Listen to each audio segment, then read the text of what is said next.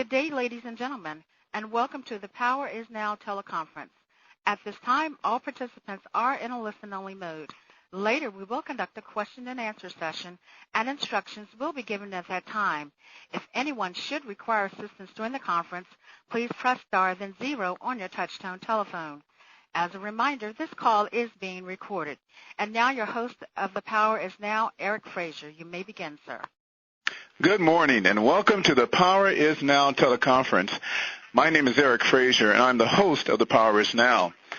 The phrase "the power is now" suggests that we maximize our potential for success in business and life when we act on information and opportunities now.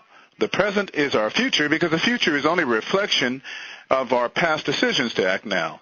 And folks, we are at our best, and we maximize our success when we act now.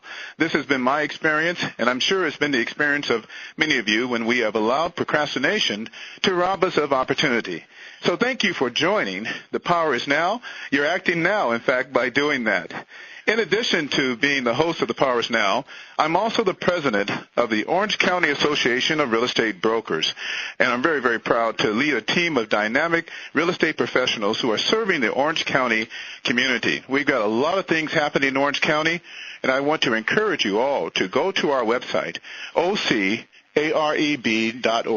That's ocareb.org, and check out what's going on in the Orange County chapter for NAREB.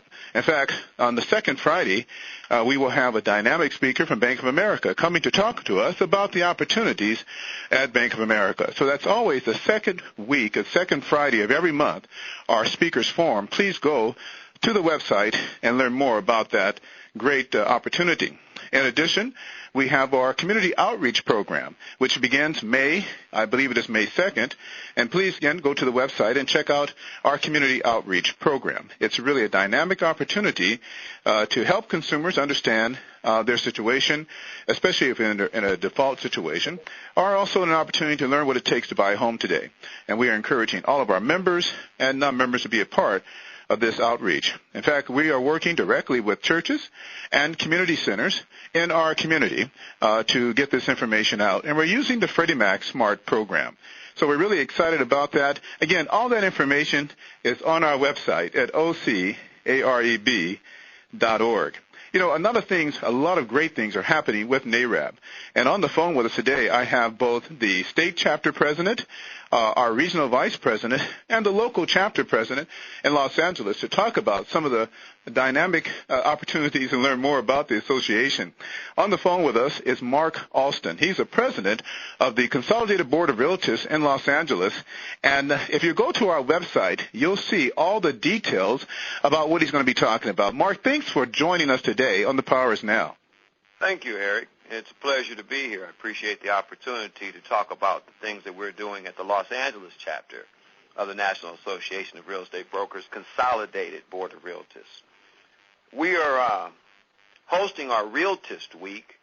Our Realtist Week is a national celebration of the Realtist spirit and the things that we represent with regard to our industry and our community. Our Realtist Week will be Monday, April 25th, through Friday, April 29th. We have a lot of exciting events, forums, and classes to offer.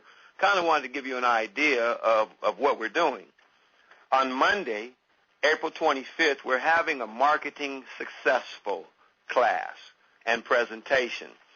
We've been in a time where people have not really taken the opportunity. Our real estate professionals haven't taken the opportunity to learn to farm and market. We've been in an REO, a corporate-involved market, and markets change. Markets are cyclic, so we want to make sure that we provide some training in farming, traditional farming, in resource development, in technological type farming, and also we have a presentation from someone who is successful at it to teach us how to make sure that we have a sustainable business through all real estate cycles. That's Monday from 3 o'clock p.m. to 6 o'clock p.m. On Tuesday, we're having two events, an FHA 203K class presented by Wells Fargo. The 203 program can be instrumental in selling those properties that you have listed that may not meet your client's needs. Maybe they need an extra bathroom. Maybe they need an extra kitchen. Maybe they need to repair the property one way or the other. The 203K program will allow them to get that done. That's from 9 to 12 in the morning. From 6 to 9 at night, we're having our legislative day. We're going to have our local, state, and federal legislators come out and talk to us about what their plans are for our communities, have an opportunity to hear them, what they have to say, and to respond and ask questions to get an idea of what's going on in our community. That's Tuesday evening from 6 to 9. Then Wednesday, I'm real excited, and Eric, I'm sure you will be, Mr. Phil Bracken of Wells Fargo, Executive Vice President of Wells Fargo, is coming to present the industry direction at our 8:30 meeting on Wednesday morning. Phil is a great guy. I've had a lot of conversations with him, had an opportunity to play golf with him. He hit one of the best golf shots I ever saw. Looking forward to seeing Phil. He has his own ideas of what direction the business is going, and he's real informative and educational. Thursday, that's going to be at 8:30 in the morning. Thursday evening from 3 to 6, we're having a REO broker forum. We've got Mr. Milt Shaw, who is the Executive Vice President for LPS, going to come out and set the tone for us. The idea is to have real estate REO brokers, regardless of their experience level. If you have an account with no listings or if you have an account with 1,000 listings, we're going to put everybody in a roundtable discussion and talk about the things that come up while you're in the process of REO management. Before I got involved in REO, I had a lot of ideas about what I thought happened and how it should go.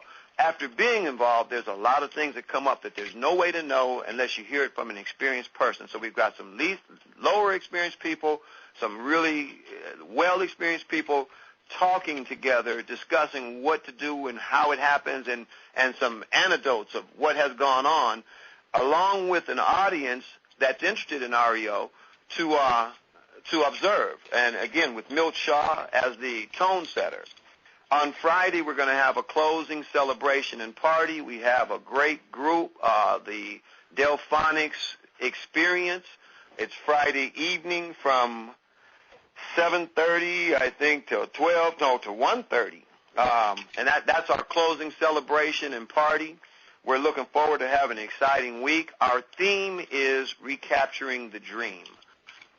It's our opinion that it's time for us to pay attention to what we need to do to become a solid real estate community in order that we can go into our communities and provide the democracy and housing that we look out for. So that's what's happening at Consolidated next week, starting Monday, ending on Friday. We're looking forward to everyone's participation, and we're excited about what's going to happen. Well, Mark, it sounds exciting, and you certainly have our support out of the Orange County chapter to attend these wonderful events, and I am looking forward to meeting with Phil and also with Milt Shaw. I think the REO Brokers Forum is going to be a great opportunity for REO brokers and future REO brokers to understand what does it take to be in the business. So congratulations on some great planning and execution on celebrating what it means to be a realtor. Monday, April 25th, my birthday, by the way, all the way to Friday, thank you, to April 29th. Well, again, and thanks for being on the call. We hope that you hang in there with us as we go through the furtherance of this teleconference. Second on the line is Anita Kyan-Jones, and she's the president of California Association of Real Estate Brokers, our state chapter. And Anita's going to be talking about the legislative day.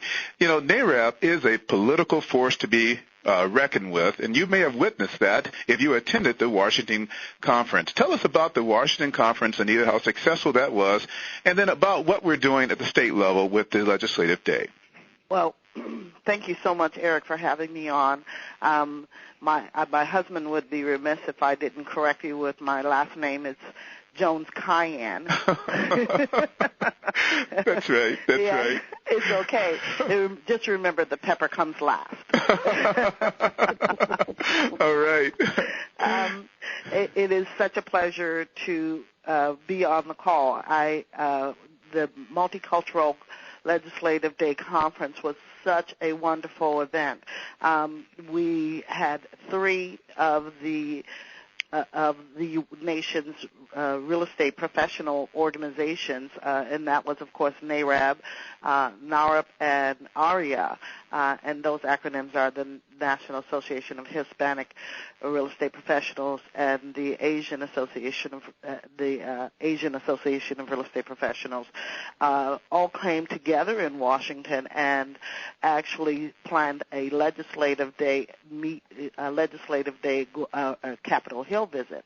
And we all went. We saw over 120 senators and Congress people. I will not say men because there were women too, both Democrats and Republicans. We had a 5-point plan. That the 5-point plan was focused on specific issues. One was making sure that Congress funded and continued the first-time home buyer education programs, that Congress took a look at minorities being in the financial profession. There's only about 10% of minorities in the financial profession, and we feel like if you are going to work with minorities, you should have a full representation of minorities on the other side of it, not just having us as consumers, but having us actually communicate with one another and doing the business. The other is the qualifications, determining what the mortgage qualifications are going to be for FHA, Fannie Mae, Freddie Mac loans, whether that would be set at previously it had been set at 5%, and it could go up to 20%, which is going to have a major impact on consumers who wish to purchase. If it's at 20%, the average individual, especially in today's times, do not have those kinds of funds in order to purchase a home. Certainly, we all are aware that when mortgages down payment is at anywhere from 3% to 5%, those FHA loans actually have not been in default as much as some of the other loans that or the toxic mortgages that we're dealing with. So indeed, the 3% does work. And if you're interested in seeing some more statistics behind that, you can go to krab.org, and the 5-point plan is on there, along with some of the statistics around what mortgage programs are working and who have been affected by this fallout of real estate loans. So it was exciting, it was wonderful, and it was very, very successful.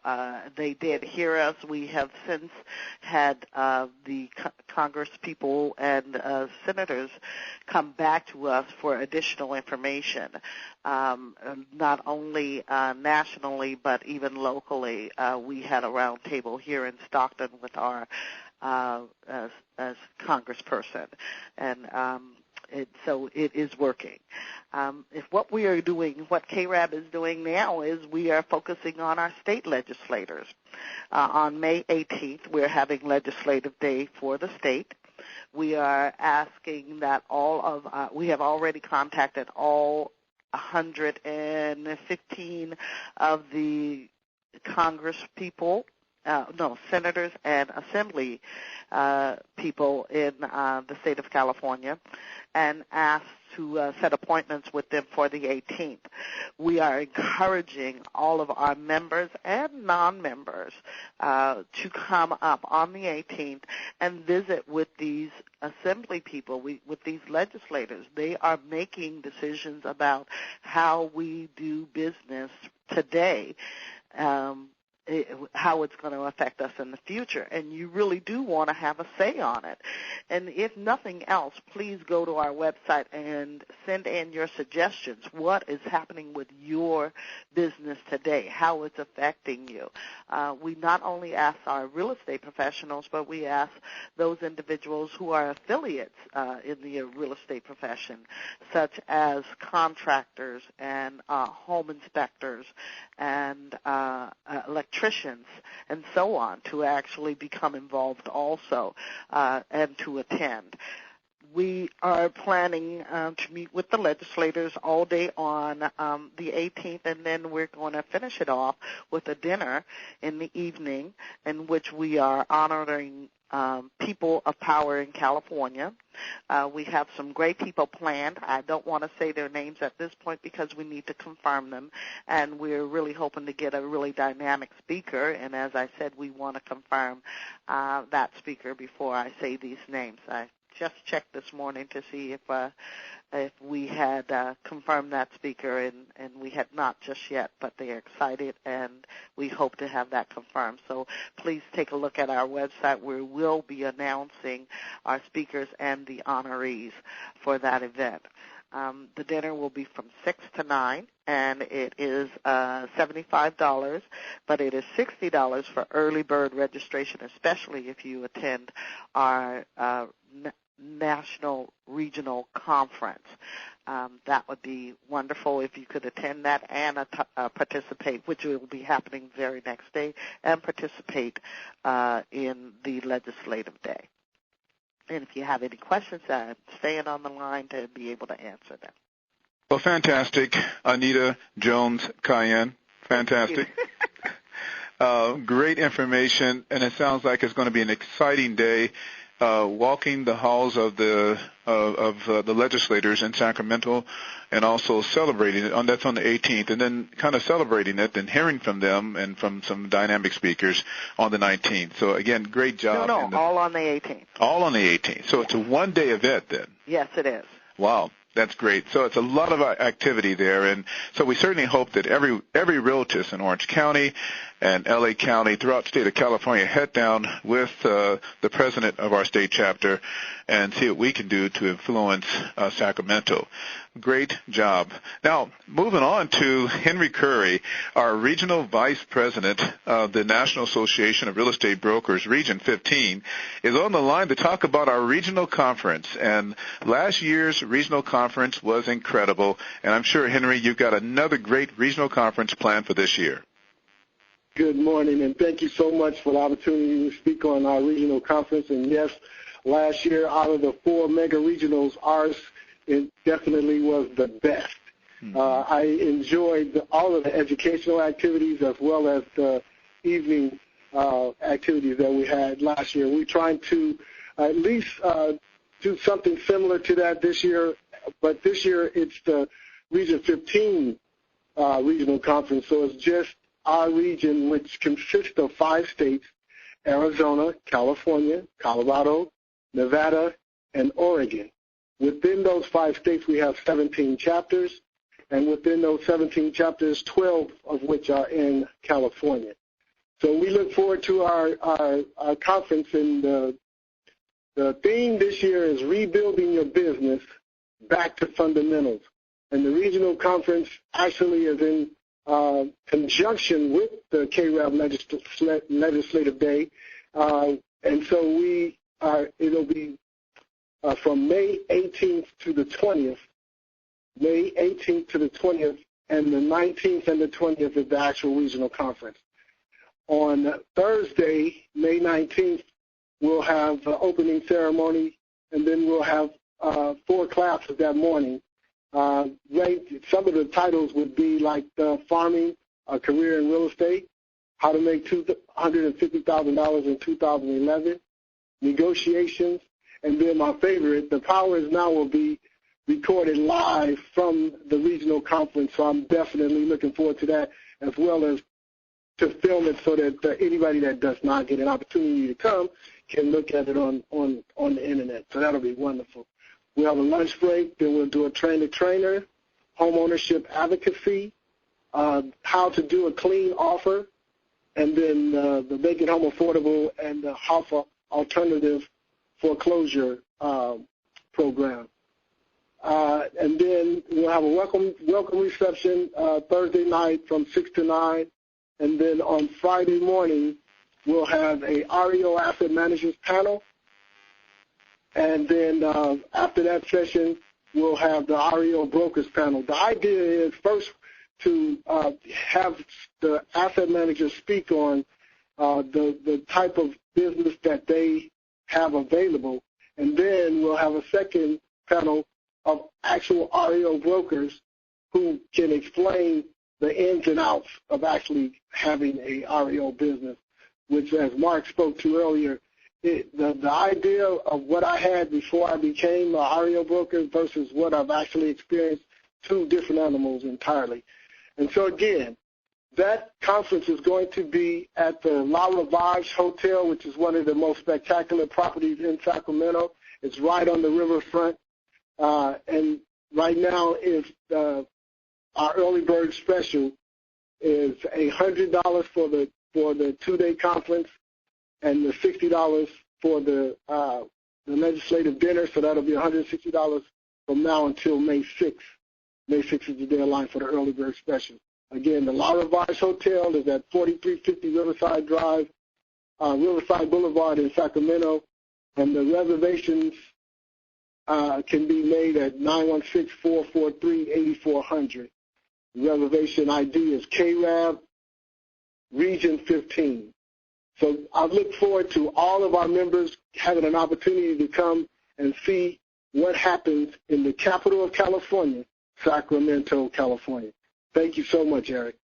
Well, you're very welcome, Henry, and it sounds like it's going to be a very informative conference. I'm looking forward to attending and participating, as well as conducting a live Power is Now teleconference on that day. That will be the first of the Power is Now radio and teleconference show. So thank you so much for that opportunity.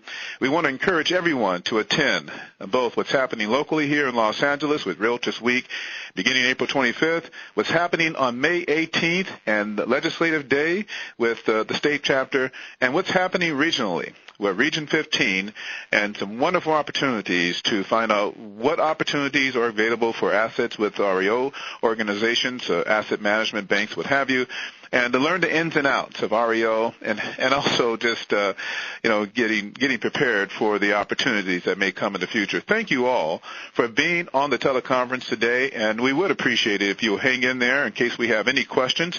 By the way, Henry, where can a person go to review this information more in detail? Is it on a website at a regional or state level? Absolutely. We do have it posted on the KRAB website, as well as they can contact me at 916-422-5699, and I can email them, or they can email me at regionxv@yahoo.com, and I can send them out a package. So I'm trying to get all of this information to all of my local board presidents so that they can share it with the local members as well as the local community. Well, thank you again, Henry, for that great information. Thank you, Mark and Anita, again, for being on the teleconference today. Well, folks, you can see there's a lot happening with the National Association of Real Estate Brokers. This is definitely an organization that if you're not a member of, you should seriously consider the value proposition of this organization. We are seriously trying to empower our real estate professionals to be very successful in this industry and to leverage all the opportunities that exist in real estate. And that's what this teleconference is all about. The Power is Now teleconference is a series of teleconference meetings designed to empower real estate agent partners to sell more homes, expand their business of buyers and sellers, to be well informed about changes in lending and government programs and REOs and short sales and just you name it, we try to cover it here. Anything that may affect your clients or your business. Please continue to reach out to me by email or telephone at 1-800-261-1634, extension 741, and let me know what you think about the teleconference and how the Power Is Now can continue to support your business. Today on the call is Shelly Cofini, and Shelly and I go back a little way. She is a dynamic speaker and coach and strategist.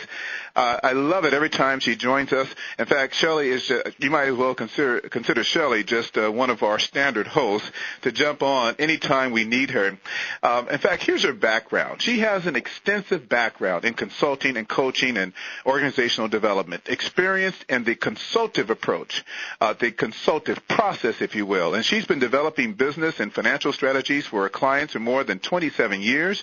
She is a sought-after speaker on many topics, including real estate strategies such as REOs, short sales, strategic plans, sales professionals, and for sales professionals that are based on natural instincts. She's also engaged in conversations about ontological coaching, listening, and communication skills. As a result of her communicative experiences, she's developed training related to REO, short sales, and much more, such as working the buy side of the distressed property market, the consultative approach to sales, and it's not what you say, it's what they hear. Topics giving her audience access to creating powerful, high-trust relationships and allowing people to see what is possible for them both personally and financially. Shelly has a proven track record in successfully implementing turnaround strategies for companies that are in transition, both large and small. Ms. Cofini is a graduate from the University of Santa Monica, earning her master's in spiritual psychology. She earned her bachelor's of science degree in business administration from California State Polytechnic University in Pomona, California, and she has served on boards of directors alongside 2 Ginnie Mae presidents and has penned several articles for nationwide publications.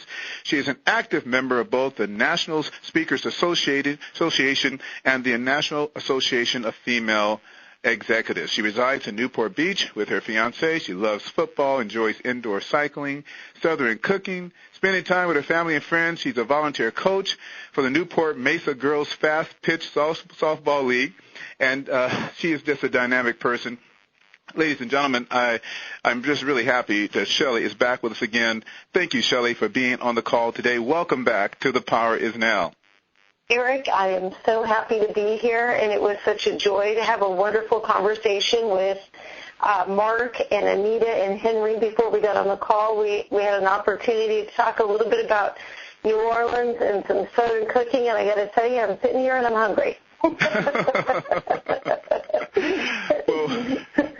I tell you, I love Southern cooking as well. I'm from Tennessee, so I know how to cook a little bit too, but not as well as the Louisianans, so that's for sure. They definitely have that down. Well, I'm excited to be here, and I'm just happy to continue the conversation that I had the wonderful opportunity to start with both of your lovely daughters on the last call. Which, was really engaging in conversations that we're having with folks that are in distress today. Yes. Well, that's what we're doing today. It's part 2 of the consultative approach to real estate. And for those of you who are listening, if you haven't received the flyer, please go to Facebook. In fact, it's our website address, thepowerisnow.com, and you'll see the flyer up with the talking points that Shelly's going to go through. So, Shelly, let's jump right into it. It's not what you say. It is what they hear, right?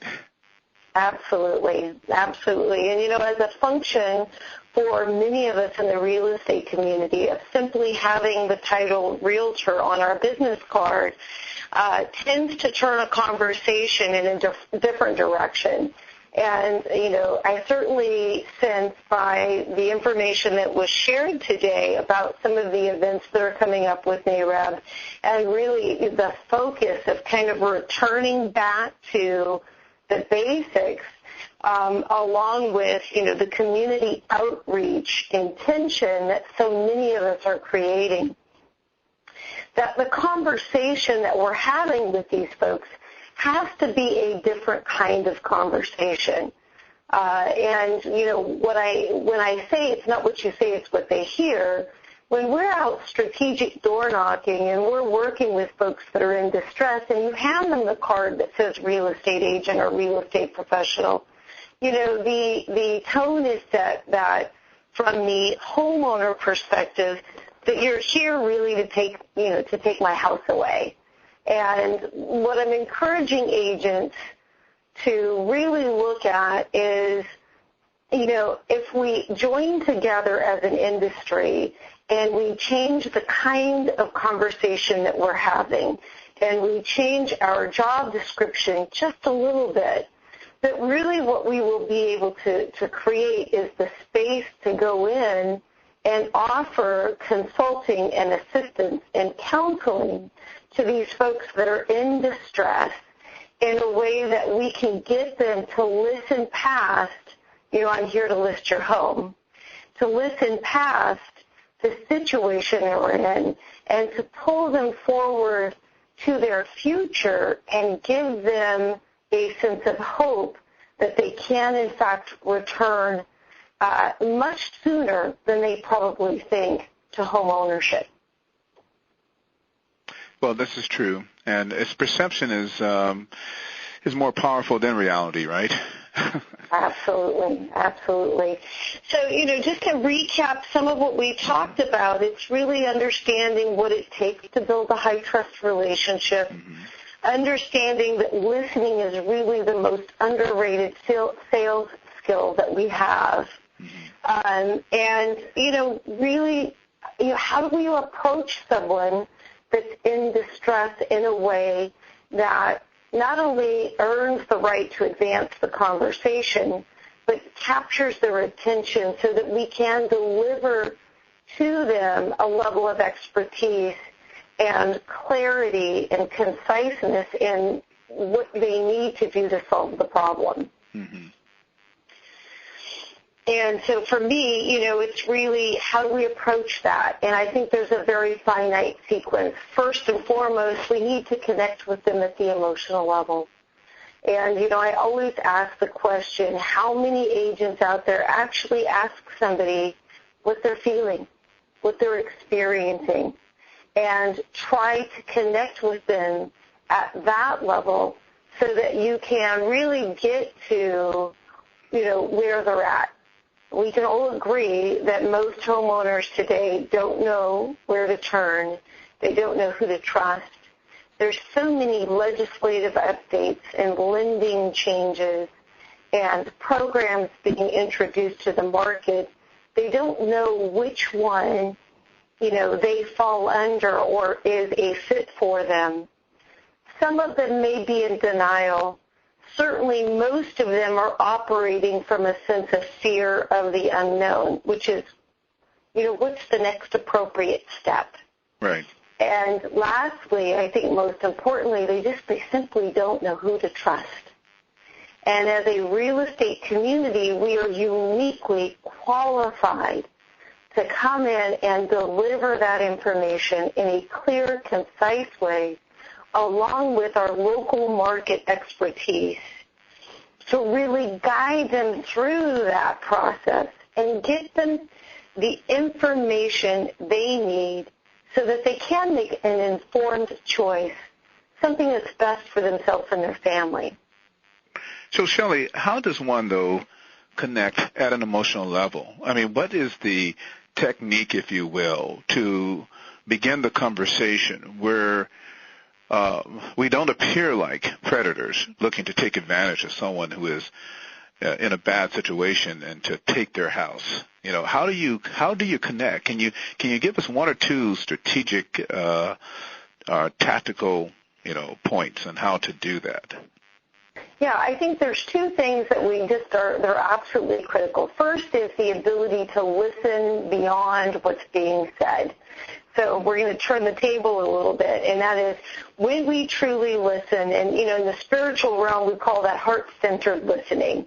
We're really able to connect with the experience that the other person is having, and at the human being level, and you've heard me say this before, at the human being level, what really connects us is that what matters most to me is of concern to you, that you get where I'm coming from.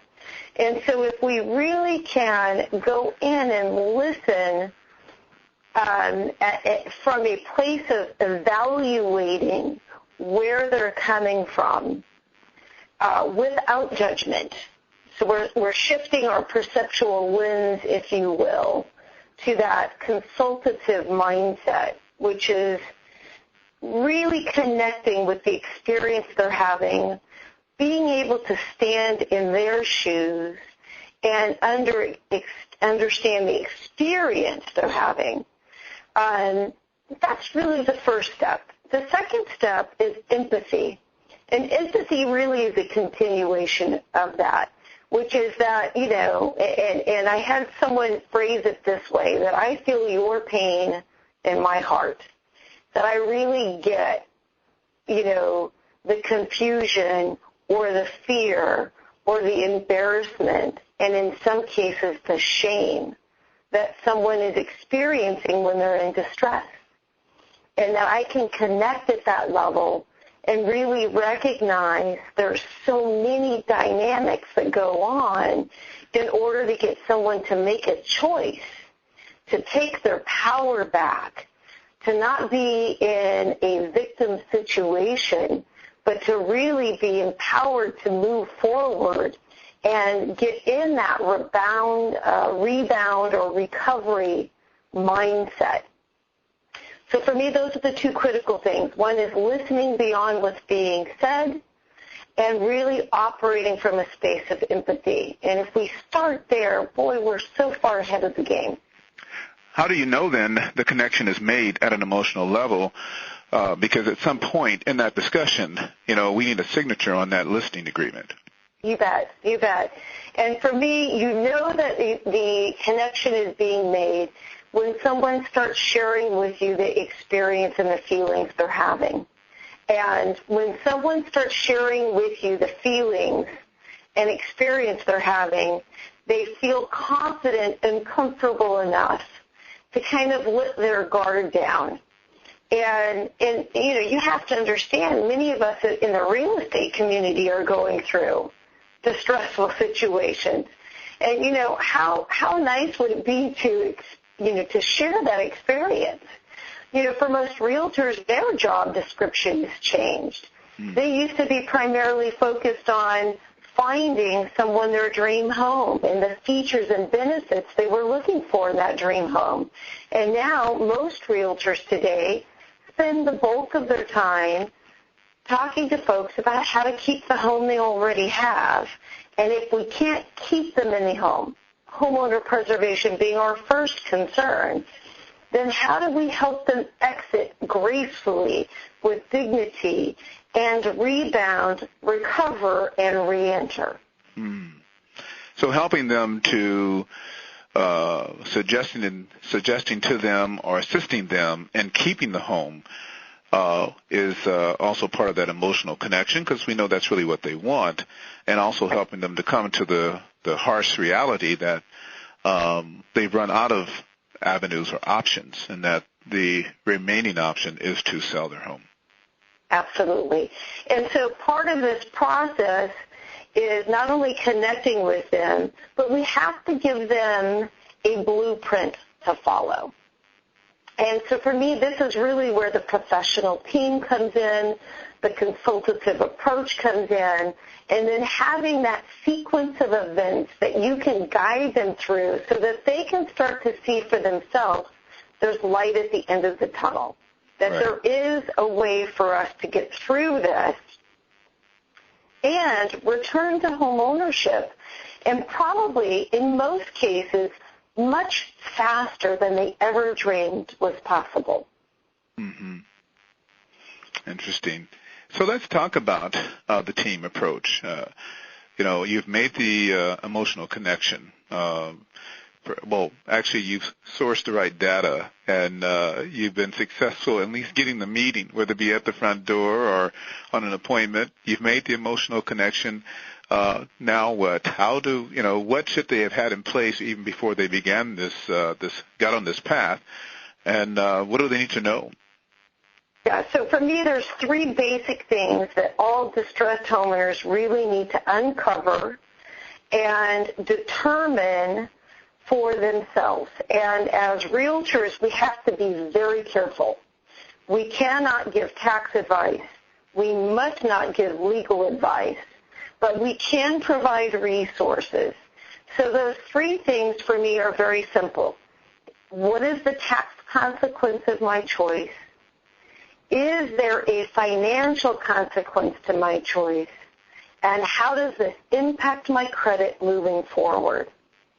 And so having a professional team means that we have those resources made available to the consumer should they fall in one of those categories as needing additional assistance or additional information.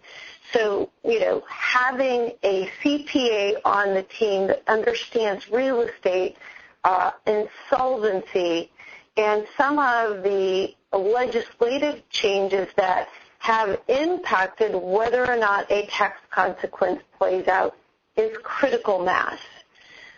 Having a bankruptcy attorney, or as I prefer to call them, an asset protection attorney on your team that can decipher when we have a potential deficiency on the horizon or a potential financial issue that may surface from a choice.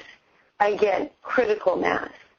Working, Eric, with someone like yourself, a lender that can assist the homeowner in a down payment budget, in a loan readiness plan to re-enter the market should the choice be ultimately to short sale their home, right? And really being able to distinguish for them the difference between a short sale, a deed in lieu, or a foreclosure as it relates to their future loan readiness, I think is, again, critical mass.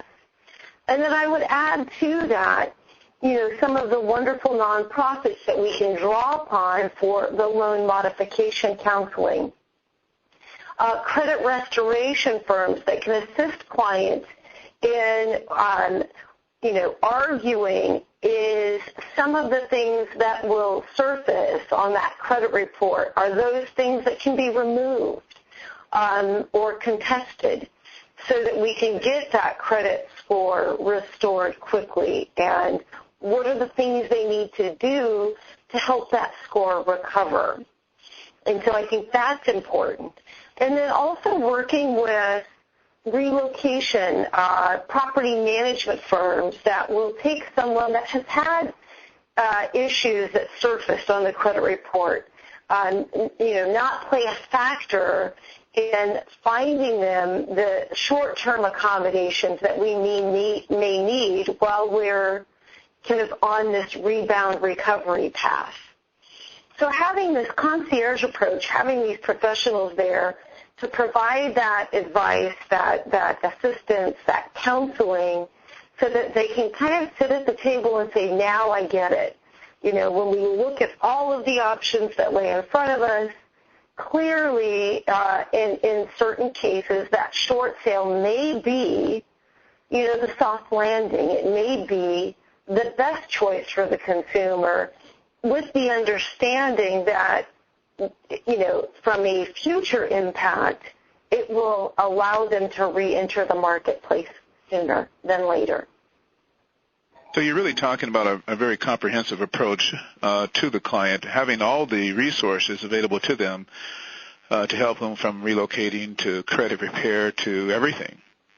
Absolutely. And for me, if you can draw that out in a series of consultations or a sequence of events, what will instantly happen for a distressed homeowner is they will start to see a path that they can follow that gives them hope. It points them towards, as we say, the way home, the fresh start, the clean slate, new beginning. However you want to phrase that or bundle it or even market it as a real estate professional, to give them that blueprint is what's missing. Yeah. Everybody needs, most people are followers, not leaders, right? They need to be led. They need to be, shown the path that will change their life. And so you're presenting yourself as the one to lead them, out of the wilderness, right? Right. And if you can imagine, what would it be like for a client that is sitting there, in essence, hiding out in their own home because they don't know where to turn? They're not answering their phone. They're certainly not opening, the myriad of mail that they're receiving on a day-to-day basis, right? And they're really kind of stuck in a situation where they don't know what direction to take. Can you imagine what the experience is like for the distressed homeowner when they've just completed a session with a real estate professional that gives them a step-by-step sequence to follow that points them to a direction where there is hope and there is a future and there is the possibility of owning a home down the road, the sense of relief that they feel. Right. And the release of a burden that they simply didn't know how to deal with. And if we collectively as an industry pull together to do that, how much faster our market will start to change direction and how much faster we will start to collectively rebound and recover. Right. This is kind of like a listing presentation. You have a series of things, steps to follow, or the things you want to talk about to lead the person to the decision of listing their property with you. And I think having a sequence to follow and a short sale presentation, especially in what you're talking about, not only will lead to them getting the listing, but when people feel that there's been a connection, a real emotional connection, the referrals should go through the roof. I mean, most people in this situation know others, perhaps even neighbors in the same situation. So I wonder how this could really improve referrals to those who are actively marketing and pursuing short sales.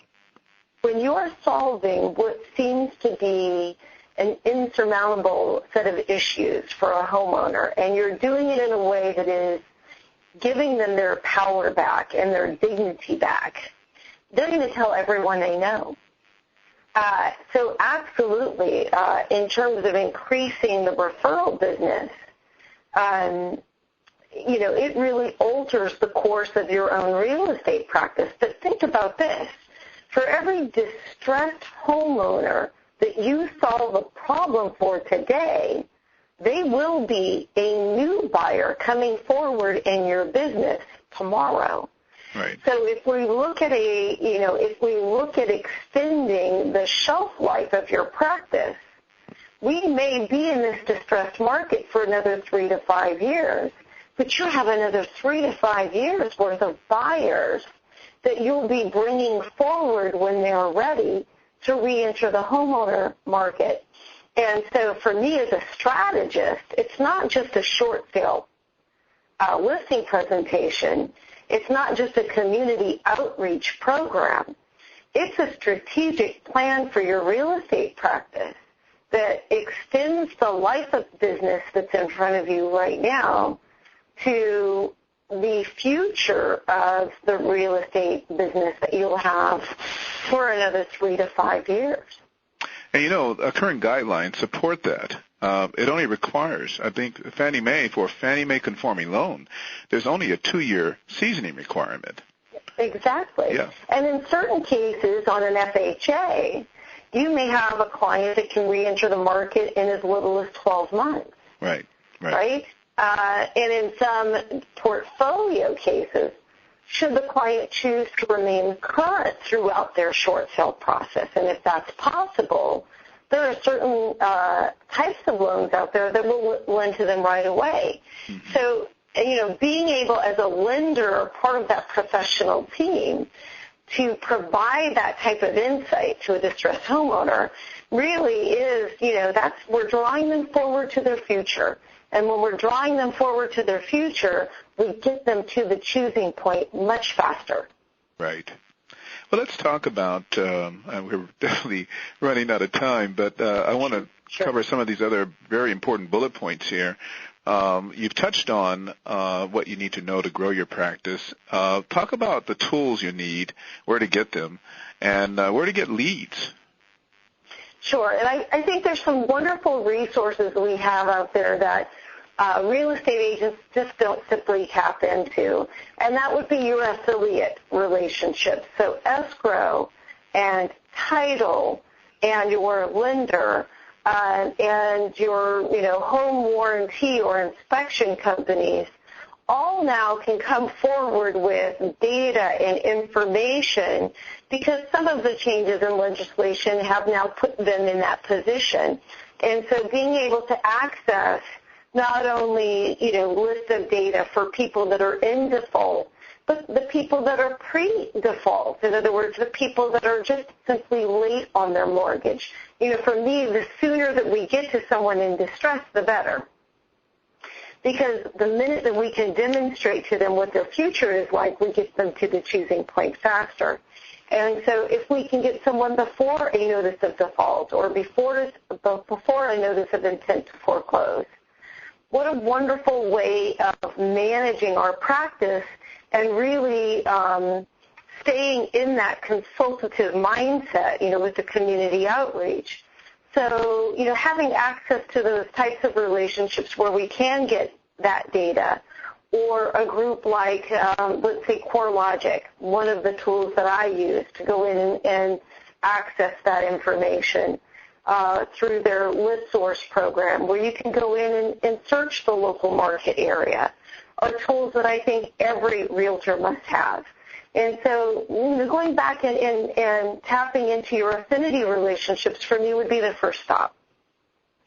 The other thing is clearly education, and that's where participation in organizations like NAREB, really come into play, is using those local organizations. As you know, I also am involved in NAREP, which is the Hispanic Real Estate Professional Group, looking to them because they are all providing wonderful content and educational opportunities so that the agent can go back and kind of reassess the tools they have, acquire that additional education they may need to really go out and provide that assistance to the folks that are in distress. So tapping into those types of organizations to get the tools, I think, is important. And then lastly, and most importantly for me, as you well know, and you've heard me say this 100 times, if I said it once, having a strategic plan, having a blueprint by which we as professionals operate on a day-to-day basis that not only translates to what we want to do with our practice and who we want to serve, but translates to our calendar, and that is being able to spend time working in our business and working on our business. And I think that that's also critical for us to grow our practice in this market, in any market for that matter. Now, Shelly, you've been pretty successful in doing short sales yourself. Talk about what you have done personally and what particular tool worked the best for you. You mentioned CoreLogic, and you also mentioned the ability to identify people who are just delinquent, not in default or under a notice of trustee sale, but just delinquent. Sure. How does one access that information? Well, again, if you tap into some of the escrow relationships you have out of there, most of the independent escrows today are offering some type of data that they can provide to their real estate partners. And so since the title companies are, of course, no longer allowed to provide some of that type of support, the independent escrow companies have stepped in and are providing some of that information. Okay. So that would be the first place I look. CoreLogic for me is another tool that allows me to access local market data. I can look for folks that are not only in default or delinquent, but I can also look for folks that are about to experience an interest rate adjustment or a loan recast, or assess the value of that property, folks that we know are underwater substantially in their home. And so CoreLogic is one of my resources for gathering that information. We recently utilized a new tool that I'm having fun with right now. It's an online application called Rebo Gateway, R-E-B-O Gateway, and it allows you to go in and geographically look for people that are going through bankruptcy or divorce situation or notice of default geographically.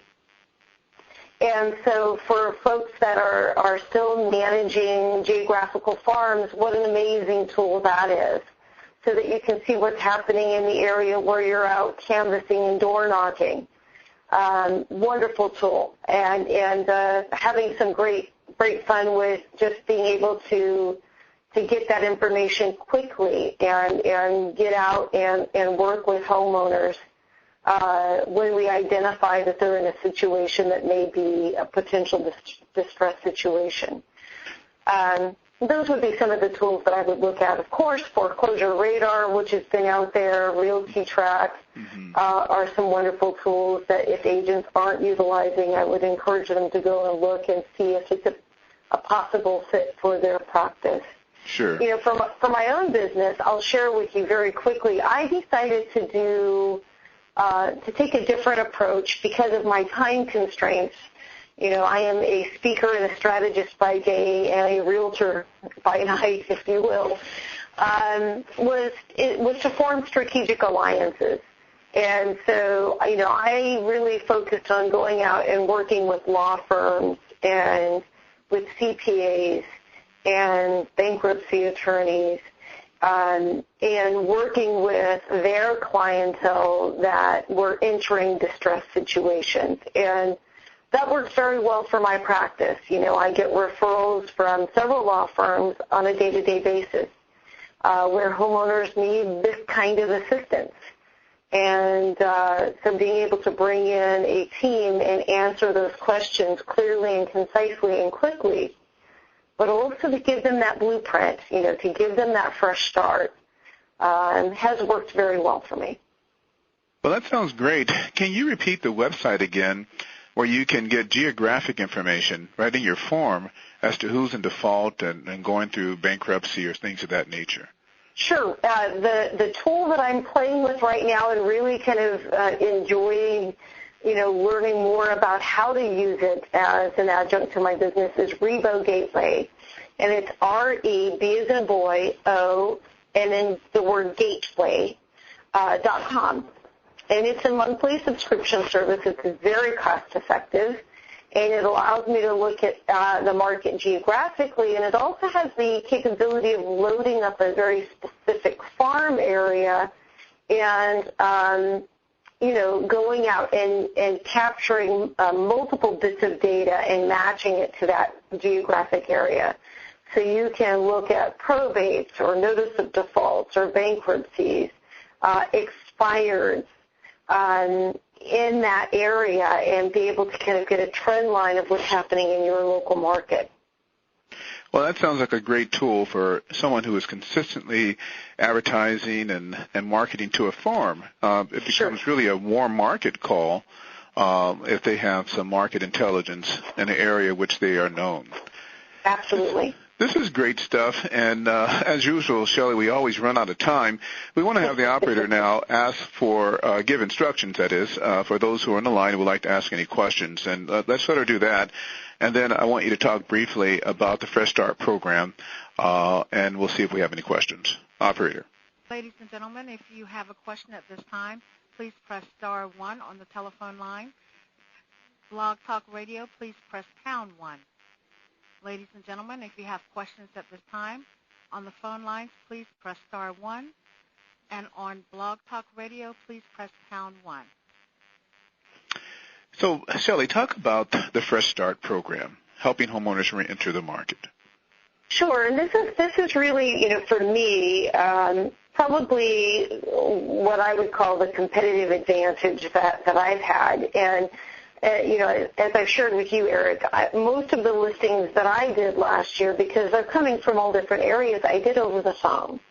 And so really, taking everything that we talked about today and having to do that without the benefit of the face-to-face contact.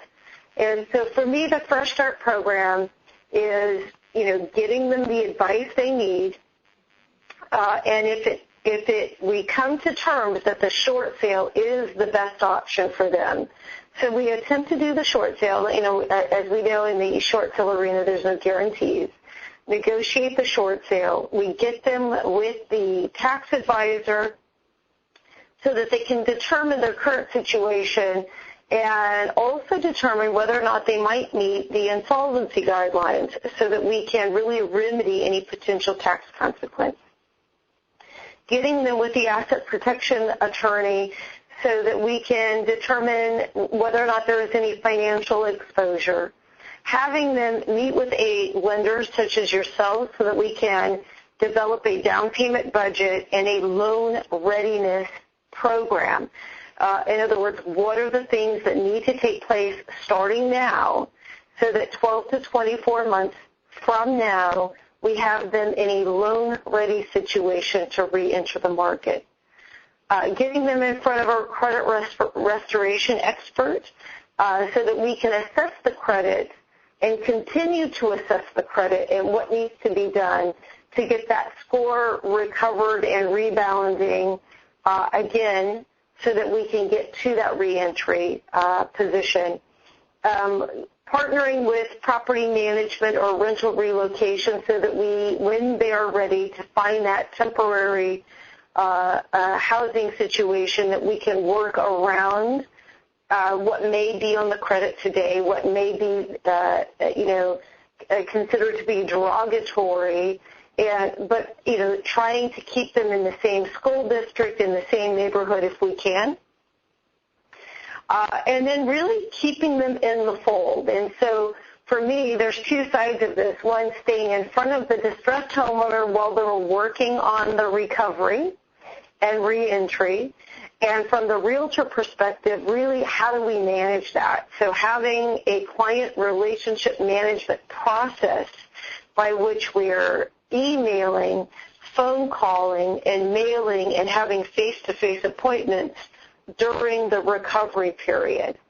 So that when we come to that goal date to reenter, we've done everything that we set out to do for that homeowner and have them in a position now qualified with down payment ready to go.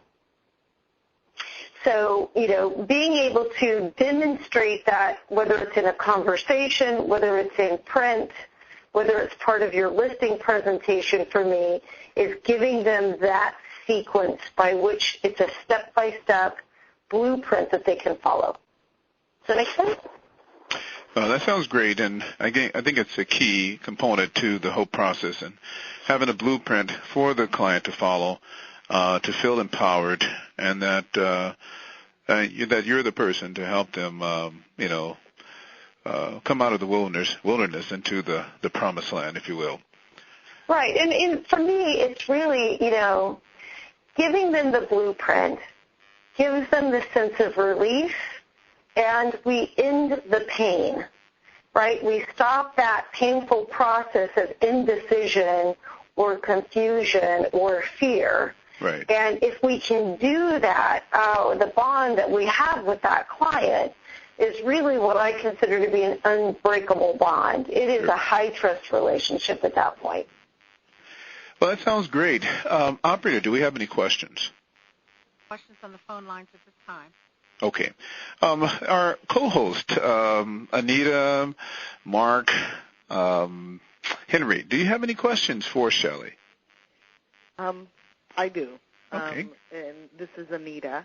It's interesting that this is the topic. I am part of NID. NID is a HUD-approved housing counseling agency, and I'm one of their branch managers. And What you have said, Shelly, is right on target.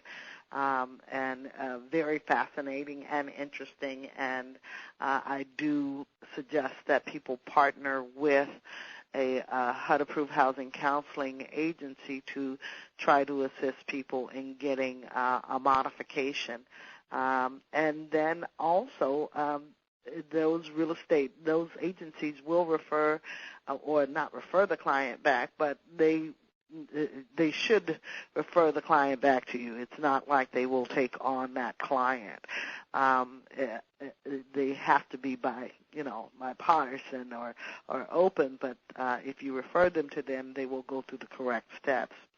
I'm also doing a forum today for the Stockton Board, CVAR, California Central Valley Realtors Association, and one of the things that's really important about your advertisement, and I'm sorry, this is not a question, but just additional information, is the MARS, or Mortgage Assistance Relief Service, especially for those individuals who may be assisting people with getting modifications, that there are some rules and regulations that they should follow that is set down by the FCC.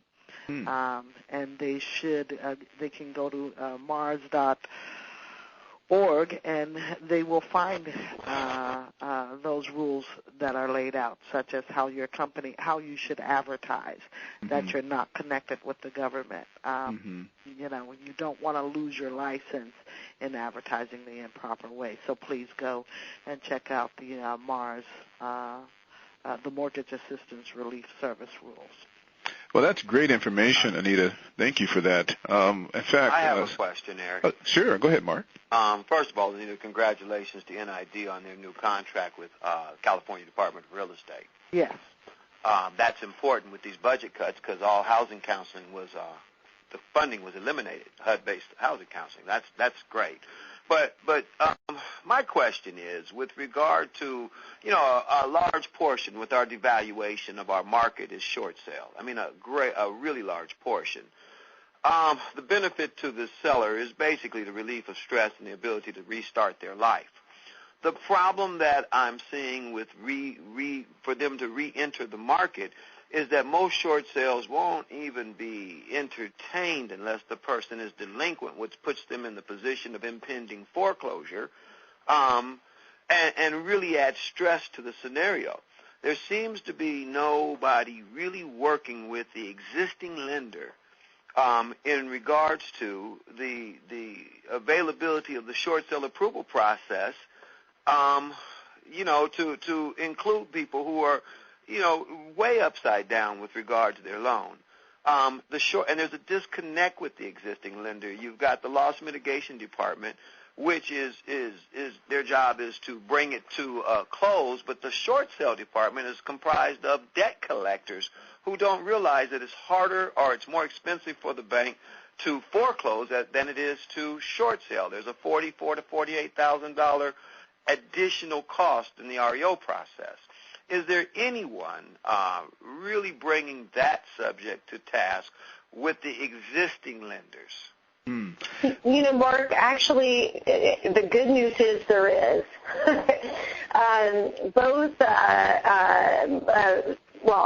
I can certainly share, and Eric, I'll let you touch on Wells' pilot program that they're about to launch. Sure.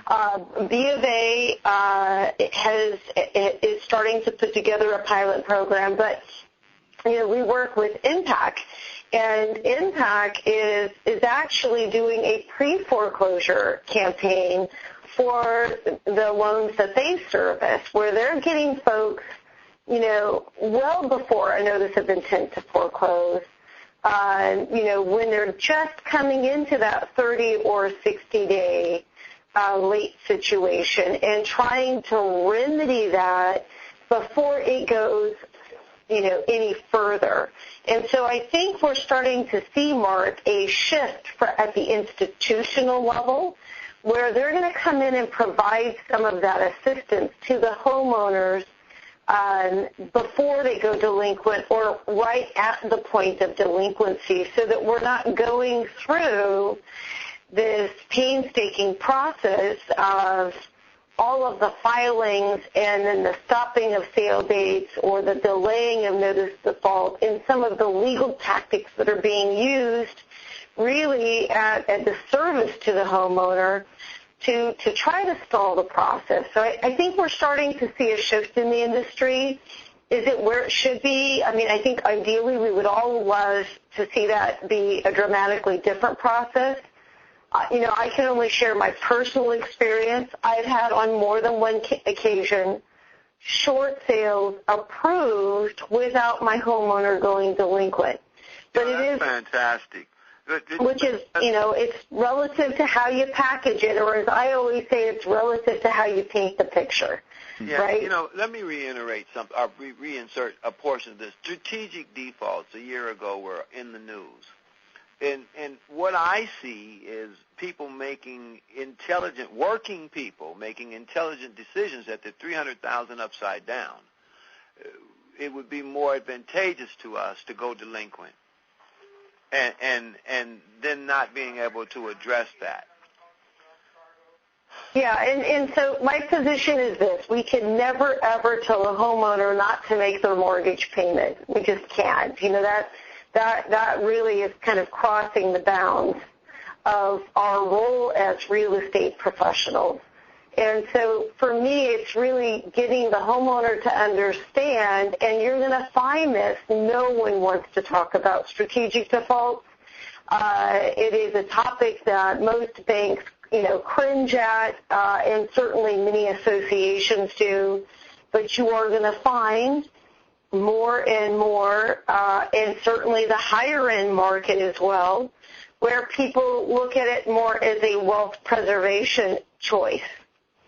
And so as a real estate community, we're going to have to be able to navigate through those types of conversations and dialogues. And again, for me, it's about how you paint the picture, and it's how you have the conversation with the institution and getting them to understand why a choice might make sense, for certain situations. But you're absolutely right. It is going to surface. It's going to surface, I think, over the course of the next year more often than not. And we have to be prepared not only to deal with a homeowner wanting to make that choice, but with the institution as to whether or not they'll consider that. Mark, does that answer your question? Mark? I'm sorry, I had put you on mute. Yes, that does answer my question and address my concerns, and I'm just concerned for our community and our market. Yeah. So I appreciate the answer, and it sounds like you're doing great work. Well, Shelly is an expert on this matter, and she has, I think, articulated the issue very well, and the point is very well taken. As real estate professionals, we cannot encourage strategic default, but there are programs in development. I want to encourage everyone to listen to the teleconference with Son Nguyen at Partner First. He is on the leading edge, the front line of the top-down short sale model, which is going to solve a lot of these issues with getting greater cooperation between the borrower and the bank, and coming up with a price after, of course, taking them through the modification process, coming up with a price and to sell the property. And so we're excited about what Song Nguyen is doing, working with a number of major banks, hopefully soon to be Wells Fargo. We'll see. In addition to that, every bank, including Wells Fargo, is developing their own proprietary short sale pilot and our model. Wells Fargo has one underway, and we hope that it will be announced because the pilot is underway right now. The pilot is happening right now. There are agents participating right now as we speak. So we hope that in the next few weeks, J.K. Huey will be back on the line to announce the official rollout of the program and to talk about how agents can participate in the short sale model or the short sale pilot with Wells Fargo.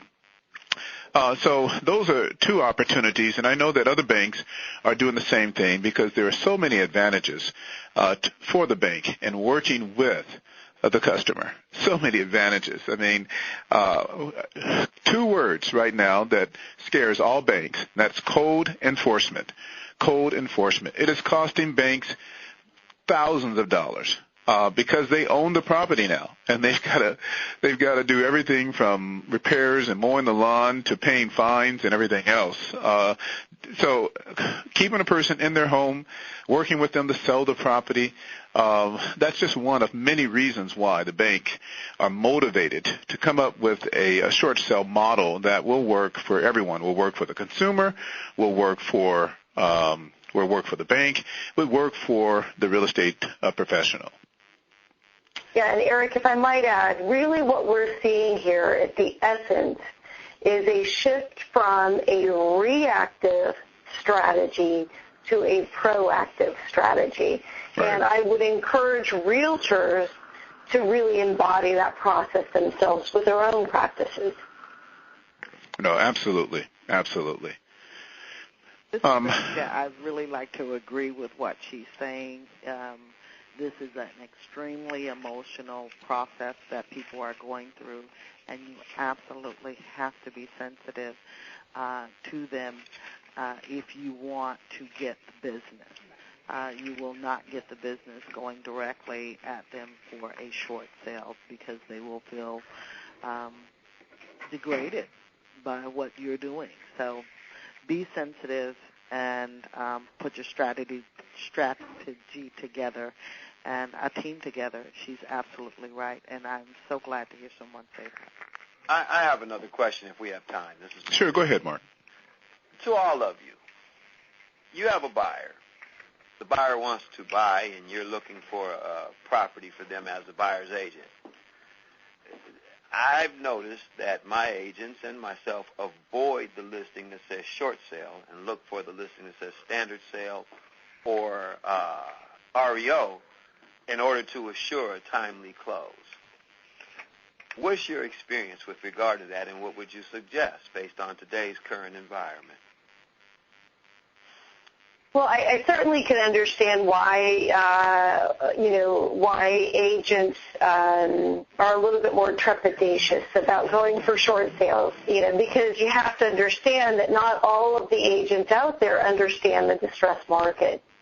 However, that being said, as we've talked about the consultative approach in working with distressed sellers, there is the consultative approach in working with buyers in this market and getting them to understand the difference between an equity seller, a short sale seller, and an REO, and what they're up against with those three categories, the equity seller competing against the distressed sellers in one facet, right, and the time constraints or bidding process on the other side.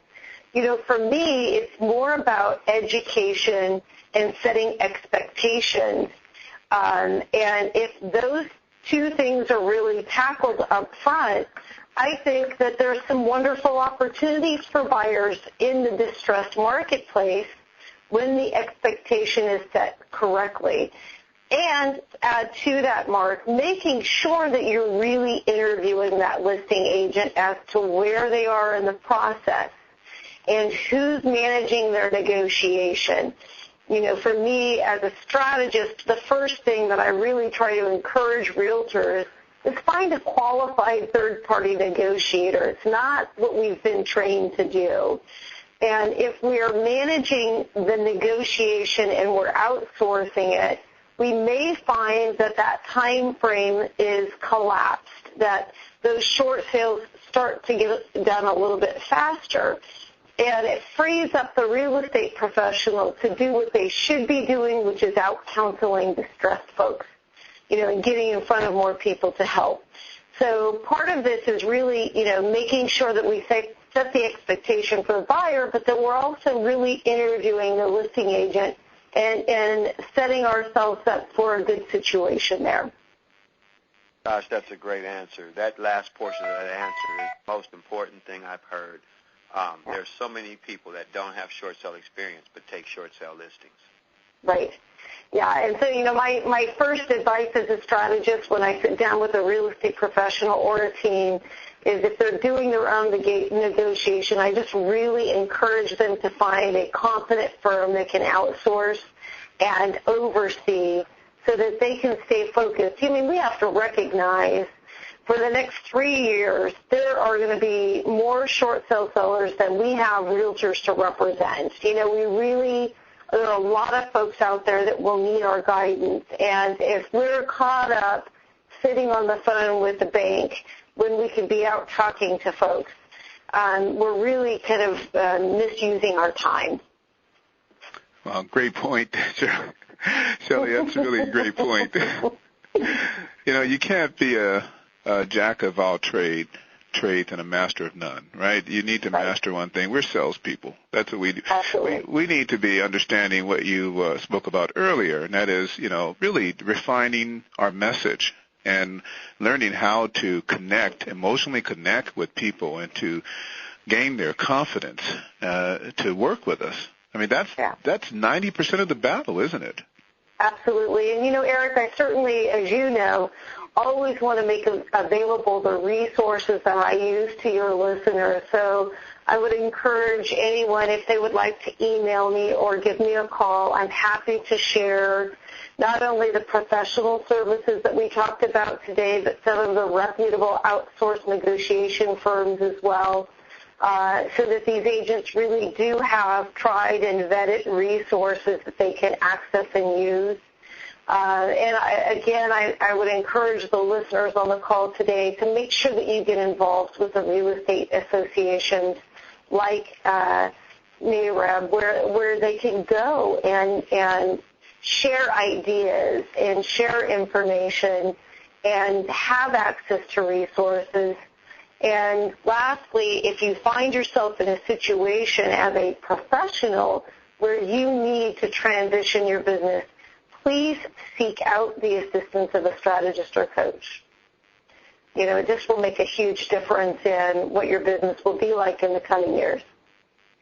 Well, most people who are extremely successful, it doesn't really matter what business it is, from entertainment, sports to law, it doesn't matter what the discipline is. They have a coach.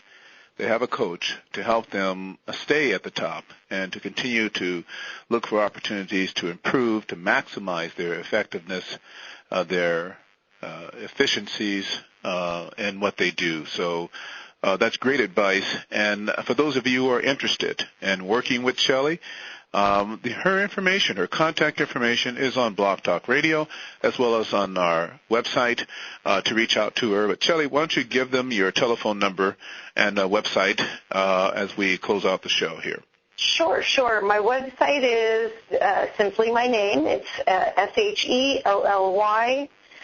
SHELLYCOF as in Frank, I, N as in Nancy, I.com, ShellyCofini.com, and the best number to reach me at is 949-922-3698, 949-922-3698.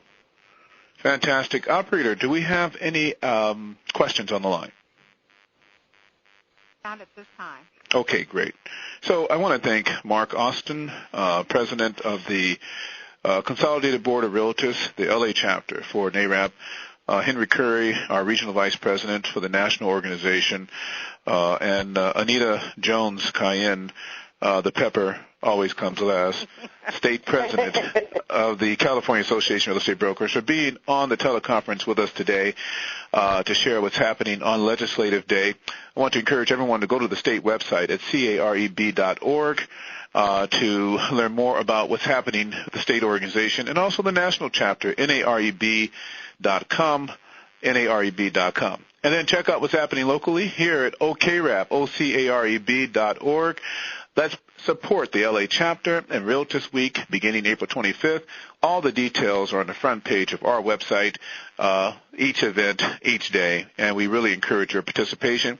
And then join us on the second Friday of every month at our Speakers Forum, where we'll be talking about great things to help you continue to grow your business and just to be the best realtor and real estate professional you can be.